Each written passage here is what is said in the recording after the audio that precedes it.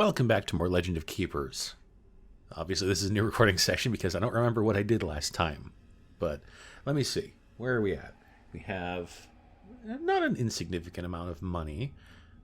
I imagine most of my monsters are pretty badly injured at this point. Yeah, kind of looks like it. Okay. And I think I am also quite badly injured. So now might actually be a good time to go to the doctor, weirdly enough. I don't know if the merchant's going to be very helpful right now. So yeah, let's go to the doctor. Let's see exactly what he can do for me. Okay, let's see. 240 life healed. Okay. Is that it? All right, I'll take that. I guess it didn't cost any money, or is it going to cost money now? No? Okay, I just get 240 gold, or 240 health. That's not bad. I'll take that. Alchemist or event? I feel like we don't have enough resources to justify going to the alchemist right now, so let's do an event, see what happens. Hopefully something good, but maybe something terrible. I don't know. Do I want to hire? Well, that's interesting. There are different options now. So we can hire this goblin who's level 1, or we can intimidate him and get some tears. I think they can come in uninvited. Let's intimidate him. I don't really need another goblin right now. Unless this is going to come back and bite me in the ass. He's going to come back and kill one of my other creatures. I don't know.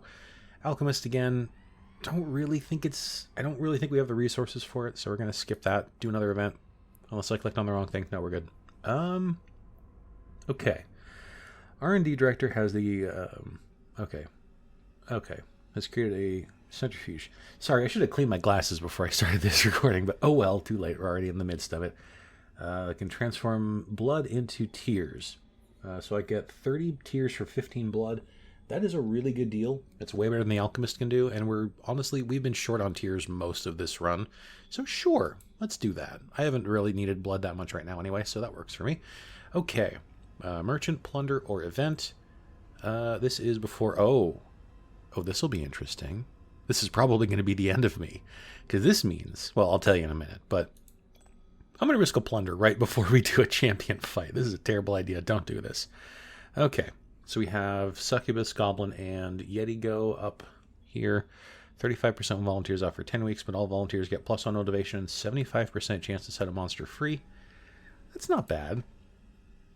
100% chance all 3 volunteers are out for 2 weeks. That is not good for now. I do not want to lose the Succubus or the Yeti go, or I don't want to lose any of them, quite honestly, for this upcoming thing. So all volunteers get -1 motivation. I think that's -1, but we have 100%. Let's go for the lowest chance of losing. Although this one, we wouldn't actually lose any monsters, but then again, if I took the Succubus with me, and she got knocked out, then she would be out for a while. So I think we're going to risk this one. 35% chance isn't too bad, and +1 motivation is good. 75% chance to find a monster, and okay, well, we got a... Well, cool. We got a Harpy. No one got injured. Didn't get any money, but that's okay. Harpy's an interesting class because she can buff your party with a her ability. Where is she? Hey, it's called Gaming Blind for a reason, right? So she can either deal air damage to the area and apply haste to all monsters that are in front of her, which is quite good, or she can just deal air damage to the front. But she's only level 1, so I'm not going to take her this time. Who should I take, though? That is the real question. I'm just going to stick with... Let's just stick with this team and see what happens. Who are we going to fight? So, the fact that we have only one choice, and it's a champion fight, tells me that we have hit the 1-year mark of our position, which is great, because that means... Game, don't freeze on me again. This game, I swear, I actually had motivation to... Oh, interesting. That comes up first this time. I actually had motivation for the first time in a while to actually do stuff, which I'll admit, I struggle with motivation a lot. Just not just even in playing games and recording this stuff, but just kind of in real life. So I actually had motivation to be like, I want to record stuff today. And then my computer did its damnedest to try and not let me do that. Because I booted up the game, and it took a really long time to load, and then it crashed upon startup. And I was like, okay, fine.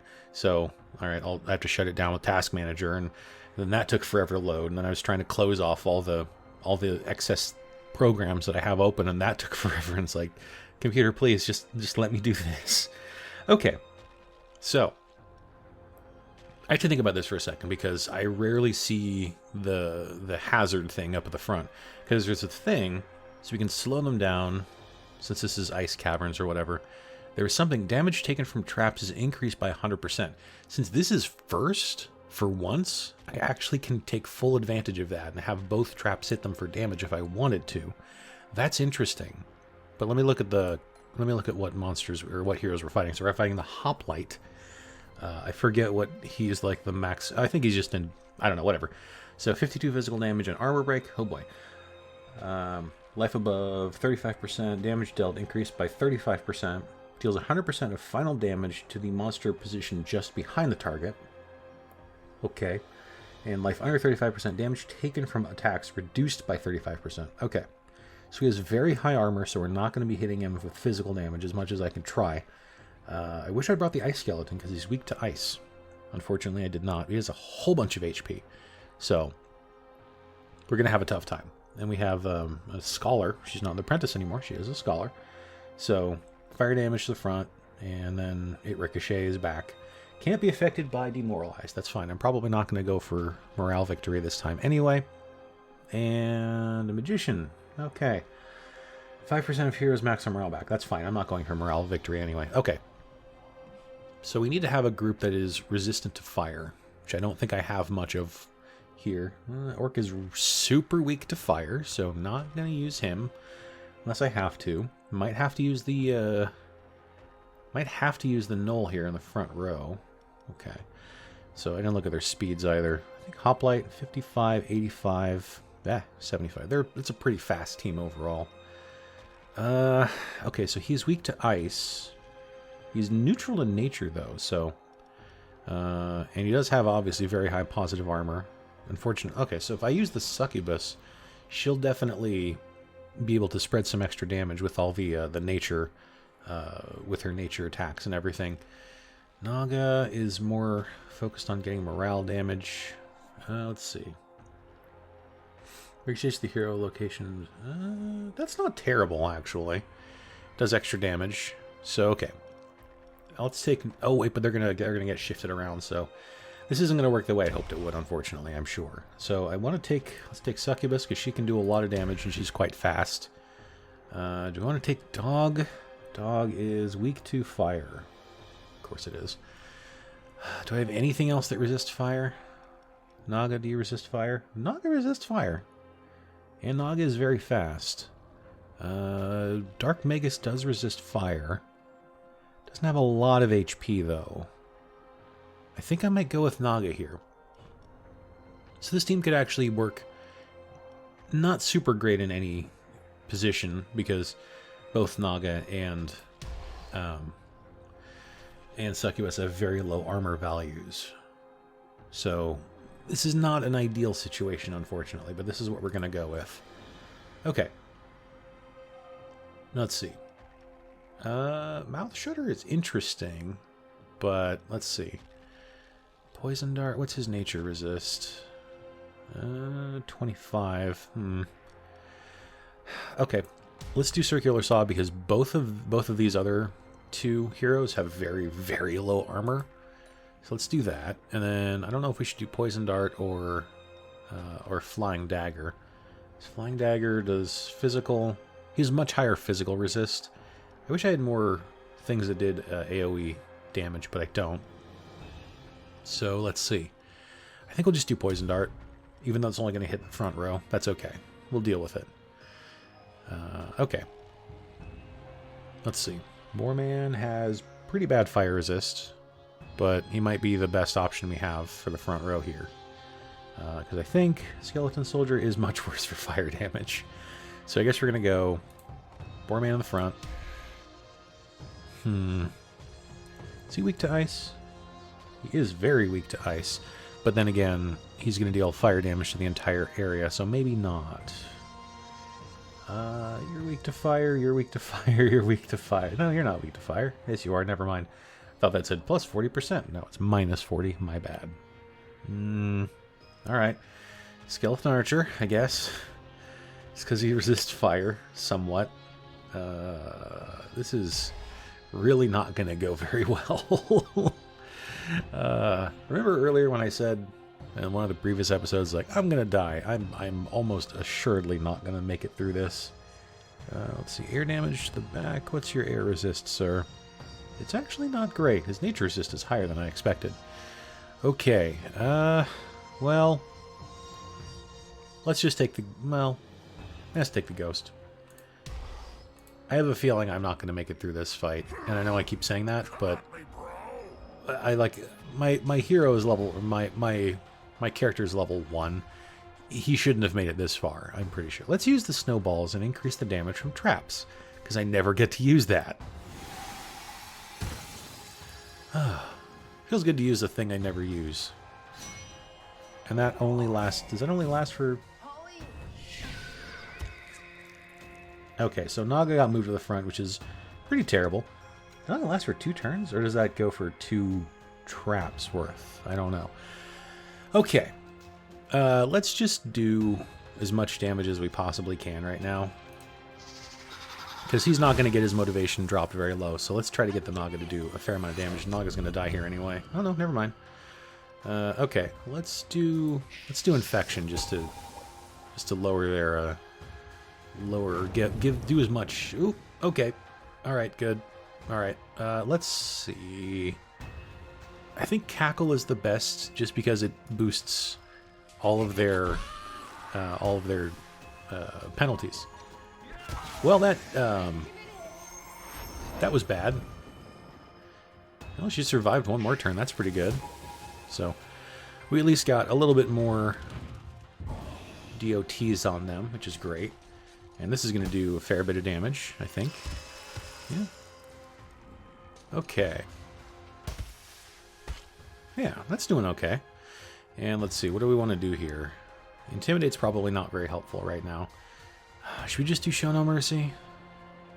It's 50% or 50 fire damage and a burn to him. He is resistant to fire, but having the burn is actually pretty nice. So let's do that. Okay, that's not bad. And then we'll do the poison dart. Put even more. Alright. Okay. This will probably go badly. Obviously. It always does. Okay. Let's just focus on damage. I'm not even going to worry about morale right now. I did okay. Okay, good. Boreman survived somehow. Let's see. Let's just do as many damage... Let's just do as many dots as I can, right? Even if a bunch... I think they're all resistant to nature, but... Okay, well... Boreman's not going to survive this, I think. Nope, unfortunate. Hey, we got one of them at least. That's not bad. And I was actually going to check her nature resist, and then she died, so that works. Okay, so... He's taking a fair amount of... Okay, we're not going to... Yeah, that's fine. Do I... Oh, wow, I get to go first, huh? All right. I'm just going to stack the damage over time abilities. I think that's probably for the best right now. Air damage is not going to do a lot, but I think just having all the damage over time, all those different effects, it's the best way to deal with this group, I think. And this guy is still going to deal a whole bunch of damage to me. Yeah. No, not too much, actually. Oh, well. Well, I got the... Okay. Okay. Yeah. Alright. I think I might actually win this fight somehow. Was not expecting that, but hey, works for me. Well, there we go. Got him. Was not expecting that, but hey. Okay, so... so we get 218 gold, which isn't too bad. 25 blood, which is pretty good. And we get our choice of mini-boss characters or a super good trinket or artifact. So, Skeleton Lord. Air damage to the front, ice damage to the back. That's kind of nice. All skeletons gain enraged at the start of a fight. The start of a dungeon, I'm sorry. So, I wonder if that means that this affects all skeletons that I put down, not just like the ones in that particular group. Interesting. We have a Juboko, who does nature damage to the area, applies demoralized, and then he can deal 15 damage to the area and minus 15 morale, and damage dealt is increased by 100% if the target is affected by demoralized. So, cool, I like that.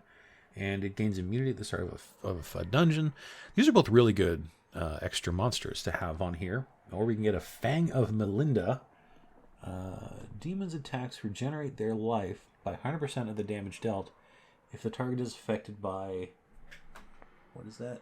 Bleed? I think that says bleed. Okay. Those are all pretty interesting. I kind of like the Skeleton Lord. Because it's very fast.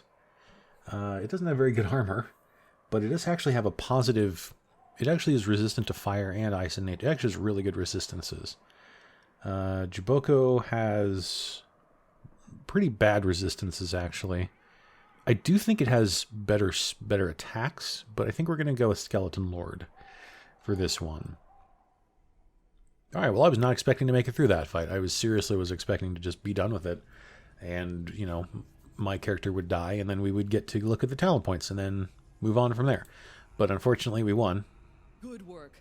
We'd like to offer you a promotion. I mean, it's not a bad thing that we lost, but I was just kind of expecting to that we'd have to deal with that. But no, instead we're not going to. So, okay, what do we have here? We're delighted to offer you the services of one of these interns, okay, who will have their own room at the dungeon. Oh, this is different from what it was before. Okay.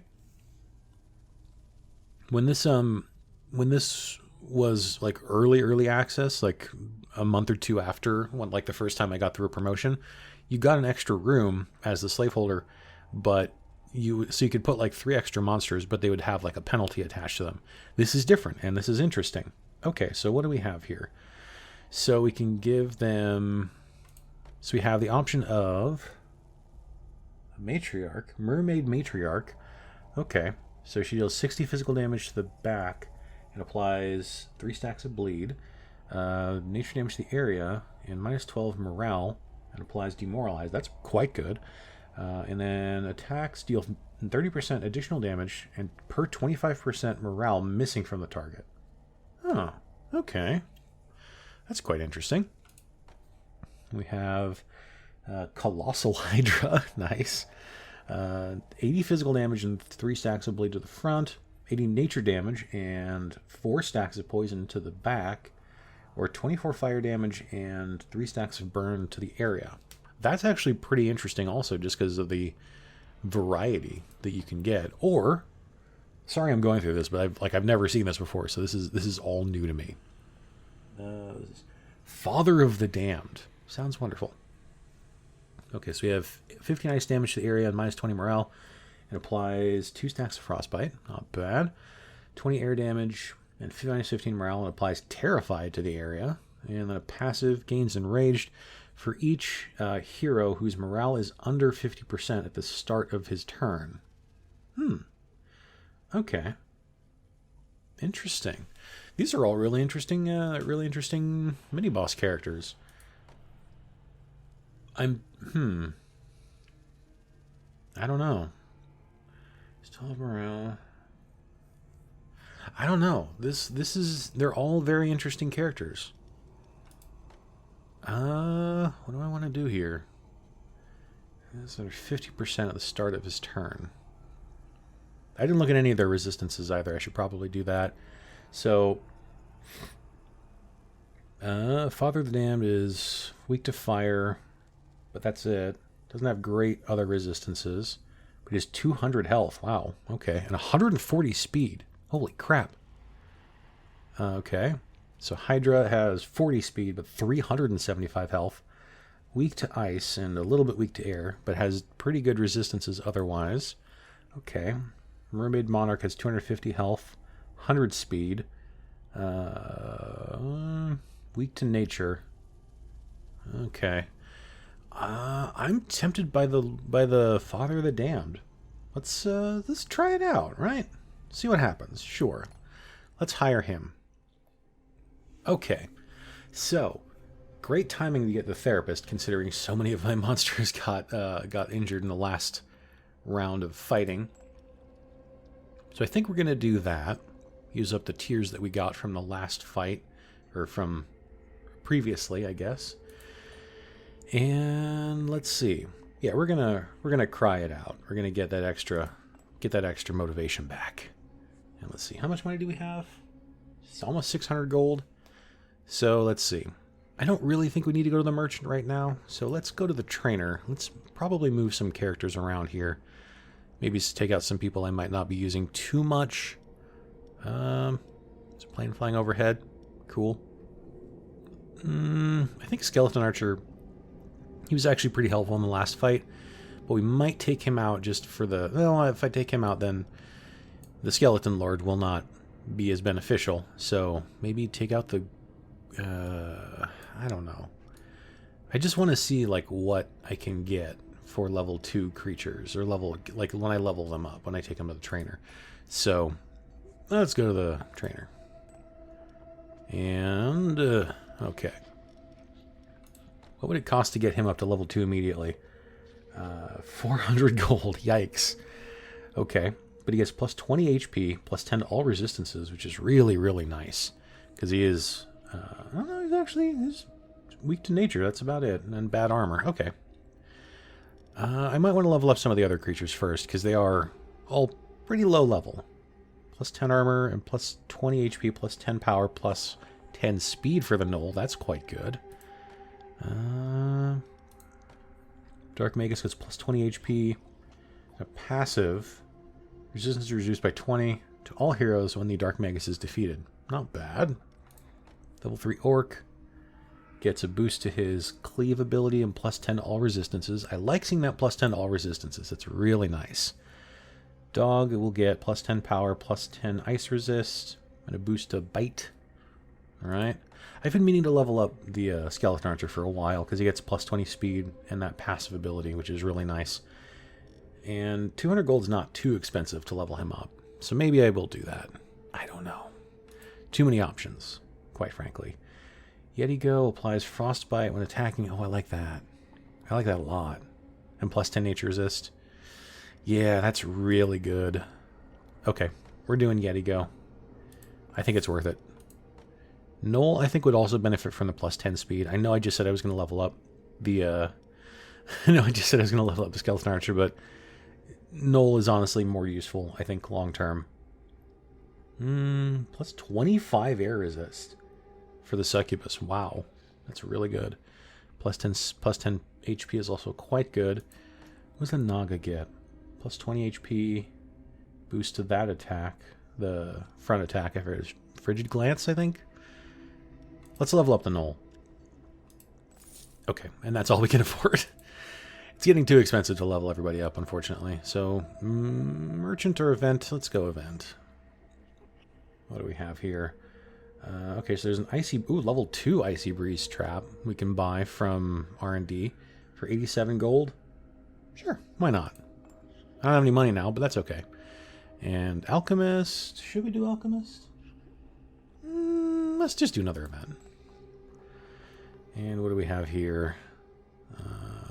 Walk-in fridge is full of bodies. The doctor can resurrect a fresh human and turn it into an employee in exchange for a little blood. So we get a level 2 skeleton soldier for 30 blood. That's a good deal. Let's take that.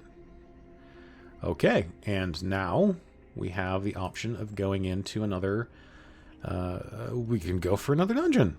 But I think we'll save that for the next time, because this episode has actually gone on longer than I expected. So next time, we're going to dive into another dungeon, and we're going to see what happens with this mini-boss thing, because I've never seen this before. So it'll be a new experience for everybody. So thank you all for tuning in to this episode of Legend of Keepers, and I will talk to you all next time.